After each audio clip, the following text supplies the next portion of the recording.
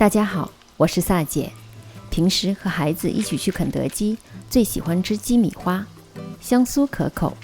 但现在大家都讲求健康，尽量少吃油炸的，所以今天想挑战一下油炸版 vs 空气炸锅版，看看是要健康呢，还是好口味更重要。买了一块鸡胸肉，洗干净，切成小小块，1厘米大小。我们来做现磨的花椒粒，如果不喜欢花椒的话，可以用现成研磨的黑椒粒。小火将花椒粒煸炒出香味，放凉后放入塑料袋里，磨成碎末就可以用了。倒入料酒，盐倒入1半，白胡椒粉倒1半，蚝油1/2的花椒碎，生抽，搅拌好，腌制1个小时。想要让鸡米花外酥里嫩，就得裹上3层。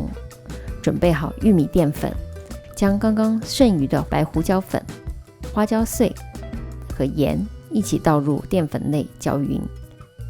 鸡蛋我先打了1枚，面包糠尽量用细一点的，这样可以将鸡肉裹得更贴。先裹上1层淀粉，然后在蛋液里浸透，最后在面包糠里滚一下，这就差不多好了。1块小小的鸡胸肉竟然弄出满满的2大碟。那现在我们就准备开始 PK 了。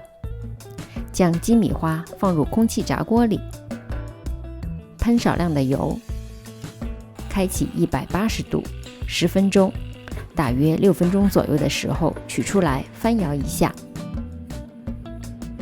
油锅里中火加热，等筷子周围开始冒小泡泡了，就可依次放入鸡肉，一边炸一边翻滚，直到表面都变成金黄色，就可出锅。鸡肉比较容易熟，而且鸡米花本身鸡肉比较小，不用炸太久。放在2个不同的碗里，应该一看就看得出哪个是油炸版，哪个是空气炸锅版的。油炸版的外酥里嫩，颜色十分诱人，味道完全可以媲美肯德基。空气炸锅版的看起来有点干，颜色也差了一点，口感上外皮偏硬，肉质也有点干。总体来说，撇除健康因素，油炸版的鸡米花完胜空气炸锅版的。我是萨姐，如果您喜欢我的视频，请订阅并点赞，有问题也可留言给我。其他视频请进入萨姐的南腔北调观看。我们下集再见。